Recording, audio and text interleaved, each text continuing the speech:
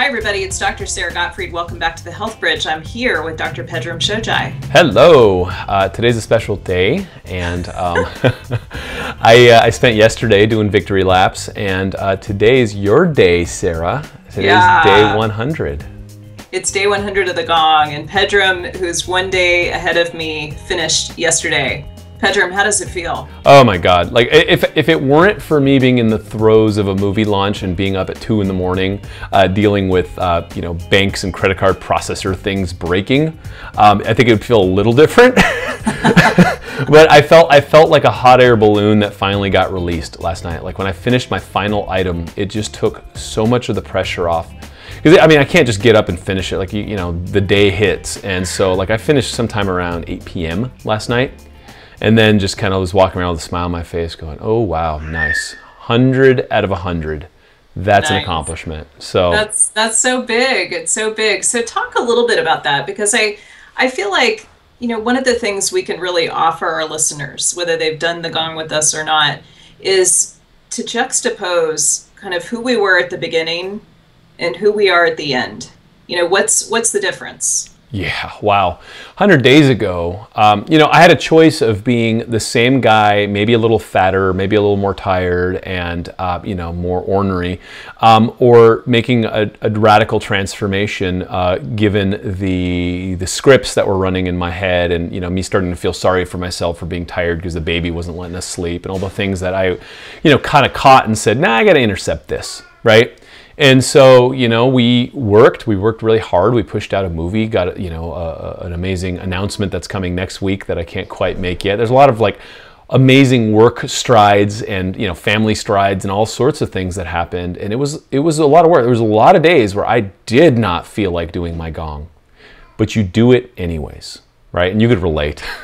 I can relate. I mean, that's where the discipline comes in, and just really cementing the habits, the ones that you keep choosing every day, right? I mean, it's not easy. It's not like, oh, let me get up and, the meditation for me in the morning is really ingrained. That piece is pretty easy for me, but those 50 push-ups, the 50 kettlebell swings, those still are not easy for me, but it's part of this habit that we're creating. Yeah, and I mean, 100 days is a long time. I mean, you had a day or two where you got hit by the flu. I mean, life happens, and you can barely lift your head up when you have a flu, right? And here you are saying, how the heck am I going to do 50 push-ups? But a deal's a deal. And what it does is, this is okay. Here we go. The nature of the media, the nature of medicine, and all these get-rich-quick equivalents of weight loss and diet and all the nonsense that's out there is all predicated on the assumption that people are weak, they're not going to change, and they're not going to have willpower, so just keep selling them crap that they fail on, because next month they'll buy another one. And I just, fundamentally and categorically reject that. And that's why you and I are standing here saying, look, let's help people find their personal power. This is nonsense. Amen. Amen. I feel like it's a way that you and I are taking that sacredness that's so important to us and bringing it into our daily practice in a very intentional way, and then sharing it. I really appreciate the point you're making about how diets fail, how we're not offering another magic bullet. We're offering something that has worked for you for years and years. I am still new to gongs. This is my first one, but I really see how this allows you to manifest what you are able to create in your life. And maybe, can you just hit some of the highlights of what you manifested in the past 100 days? Because the list is pretty long. Well, okay. Well, let's start with the baby, which is, we have a child that's healthy and robust and looks you in the eyes and engages, and it's the apple of my eye, and that's the most important thing. All the business stuff can go away, family first. And so, yeah, baby, my relationship with my wife, we've gotten her detoxed and chelated and ready for baby number 2, which will start on at some point soon. Hey, it's not celibate, but I didn't ejaculate for, the period. I mean, talk about discipline there, but I built up a lot of personal power to drive energy into the world, because we threw an enormous gauntlet with the Origins movie, and it's, you know, socially and politically charged. I mean, at the point of this recording, we're around 500,000 views in the first week or so, and going, and you know, we launched a viral movie that's starting a movement, you know, and did a lot of wonderful things on the business side. You know, I lost 15 pounds. I feel great, you know, and just developed a discipline where walking every morning with the family was built in.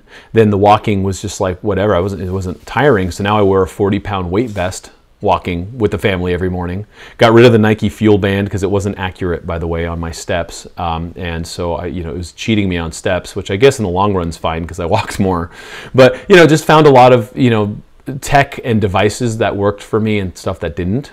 And really found, fine-tuned how I do well with a lot less sleep, actually. So, you know, just, if I had sleep back in, I think I might be able to levitate. Oh, well, you've really manifested a lot. And, you know, can we talk about your future book at all, or is that top secret still? It's secret till next week. Yeah, we're really excited about it, but I can't mention it until next week. But just suffice it to say, it's coming, and it's with a really awesome publisher that I'm really excited about. And we're gonna, you know, I made them understand that I had promises to my family and to my health and my sanity, and that I did nothing for anybody other than my family and myself in December, and then in January I'll jump back on and get to work. And I like writing books. I'm not going to have someone write it for me. It's going to be fun. And we're going to film a movie that goes with the book with apps, and I'm going to travel to monasteries all over the world as part of this project, and you know, take the kid with us, and it's going to be an amazing project. And so yeah, that's you know, that's just a snapshot of what happens in 100 days when you push and you understand that you have goals and then you hit them. But today's not about me because I already did my victory lap yesterday, sister. Talk to me. What do you got? What have you learned? What were the trials, tribulations? How are you feeling? Yeah, you know, I feel amazing. I feel the thing about being at 100 days is that it feels like a destination, but it also doesn't feel like a destination. It feels like I am just entering this realm that you've shared with me, you know, how to really create this structure that can serve and support some bigger, audacious goals. So 100 days feels like an amazing accomplishment, especially with the kettlebell and the push-ups that I won't shut up about. But it also, you know, what I love is the way that the discipline around these physical activities filters down into other parts of your life. So the intentionality around being with your family is a great example. I love how you frame that. And I really, you know, one of my commitments that kind of evolved over the 100 days was to sit down for dinner with my family, ideally 7 days a week, but at least 5. And that was an amazing accomplishment for me. It made me realize how often I eat out. You know, another thing that I brought in from the Vitality Handbook, and everyone, if you don't know what I'm talking about, you can go to healthbridgeshow.com/gong, and you can get the Vitality Handbook and build your gong, and you can join us at any time. But one of the things I did after reading your handbook was to cut back on eating out. And when I did eat out, I would take half the food and just put it in a to-go container. And so I've been able to lose weight too, not quite 15 pounds. This is the testosterone advantage, I think. You did a little better than me with the weight loss. Well, I also had more to lose, so I well, I don't know about that. But I leaned up. I've been tracking my body fat, and my body fat dropped about 4 percentage points. So I'm excited about that. I love leaning out, and that always feels good, especially going into the holidays. So I'm very excited about that. And I was able to wrap up the editing of my book. So that was a huge accomplishment. My new book is called The Hormone Reset Diet. And, you know, a lot of it is what you're describing with your next book, which I can't wait to hear more about in our next season. It's about really modeling these behaviors that we're talking about and these practices, and not just saying, okay, here's a good idea to reset your estrogen. Here's a good idea to reset your insulin in 3 days, but to really have those cell-to-soul practices as part of the work. So I was thrilled to be able to finish that. And And I think, on day 100, I was telling you in another show about how I'm longing for the next gong. And so we talked about the winter solstice and, choosing when to start the next gong.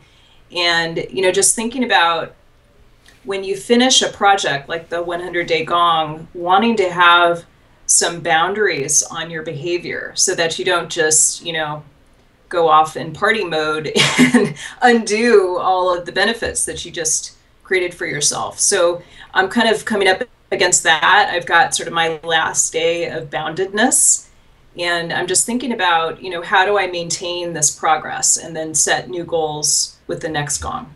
Yeah, that's a really good point. I woke up this morning on day 101, which is kind of day null because I'm not in a gong right now, right? And I still just wanted to do my Qigong. I mean, what happens is you develop a habit. It's like, well, why wouldn't I do that? It feels good, right? And there was this piece that happened. I mean, we have some stuff happening with the site. I mean, the movie is doing so well, it's breaking websites. And so we have some quality problems right now, but they're problems nonetheless. And so, I've been dealing with that as a business owner and a CEO and all that. And so, literally I was up at 2 a.m. Dealing with my team in Europe and blah, blah, blah, blah, blah. And so as some of this stuff started booting up, it would have been really easy for me to be like, oh my God, I'm so panicked, I'm so stressed. And here I am going, this was a couple days ago, going, it is day 99 of my 100-day gong. This is minuscule compared to where I am in these larger sites. It created this real contextual stop in the barrage of just, kind of random assaults that come. And it immediately allowed me to elevate way above all the circumstantial minutia that are transient and go, man, this is day 99. You are just, rounding this out. Don't you dare flinch. And just kind of kept me up on that Zen perch. And, I cleared it. I finished my 100 solid with like bullets whizzing everywhere. And I was kind of like, Neo in the Matrix, like everything slowed down. And I was just like, I don't care. You know what I mean? Like I'm handling it because I've worked my way up to this position. Of course, I have the capacity to handle anything that comes at me, right? It was really cool. And so, if you could develop a bigger force field, if you could develop a bigger cushion between you and the circumstances that would knock you off your perch in life, what would that do for you? To our listeners, and why are you not doing that? Is the question. It's a very powerful question, and I immediately think of a listener who maybe is saying, okay, this gong sounds all well and good, but I'm too busy. Like I can't do this. And so I really appreciate that idea of the force field, because I think it's the missing piece for so many people. They may have their intentions around what they want their life to look like, what they want the food on their plate to be, what they want their relationships to be, what sort of exercise plan they want each week. And then there's a gap between what it is they want for themselves and what's actually happening. And so I appreciate so much how the gong allows you to bring those two worlds together. So what would you say for someone who is saying, okay, winter solstice, maybe I could join that gong, but then the inner saboteur starts. I'm so busy. You've got the holidays. Look at how much is coming up. Why don't you go easy on yourself? Oh, and how about a cupcake? Yep.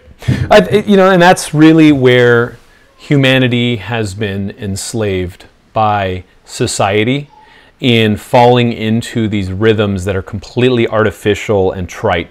And, letting the holiday nonsense, like, we're just rounding around, into Thanksgiving at the time of this recording, and it's like Black Friday. It's like, what is Black Friday? It's when these big multinational companies that are, creating toxic dumps with plastic that we don't need finally get out of the red and start making profit off of us. And, our everything is about us being better consumers and running around spending our money on this so that our economy runs. Well, why don't we think about where that money goes, right? And so, well, it's the holidays. So what? Why is self-sabotage built into baby Jesus's birthday, right? Like, I don't quite understand why Hanukkah means poison yourself. I don't understand Kwanzaa and you know, all these implications. You know, the dots have been connected in the wrong way, and it's about rewiring and making it about self-love and family and all the things that matter. And these scripts, I just reject these scripts that people are stuck in, and everyone's like, well, I can't because, and it's like, well, no, actually you can, just, you know, X out of that program or just delete it, because that program in your mind is you know, has gone unobserved, and we just assume that that's the way things need to be. And if you start questioning things at a higher level, you realize that a lot of it's just nonsense, and you can do whatever you want to do, and you can have a healthy holiday season with your family and enjoy it more. Love it. I feel like we should do another show just on the holidays and sort of expand upon that. But I feel like that's a beautiful place to end, Pedram, because Xing out of the program, you know, kind of the semi-conscious or the unconscious program that we are part of, I feel like that is the piece that I really want to land with our listeners. Love that. Love that. Well, I want everyone listening right now to join me in congratulating Sara in finishing her first 100-day gong today. So go over to facebook.com/thehealthbridge and just give Sara a big XOXO or some sort of hug. And for all of our listeners that started with us 100 or 101 days ago, congratulations. This was a lot of fun. And for all of you who are going, what the hell are these people talking about? Go to healthbridgeshow.com/gong. We have free resources. You could join us for the next one. I'm starting on the solstice. I think Sara is too. We're all trying to figure out, you know, what all that is. But I traditionally always start on December 21st. It's an auspicious day to start. So join us for the next round. And Sara, congratulations. Thank you, Pedram. Thanks, everybody. We're so happy to have you guys with us. And I appreciate you so much. Thank you for your kind words. I love you. Love you. All right, everybody. We'll see you next time. It's Dr. Sara Gottfried and Dr. Pedram Shojai, The Health Bridge.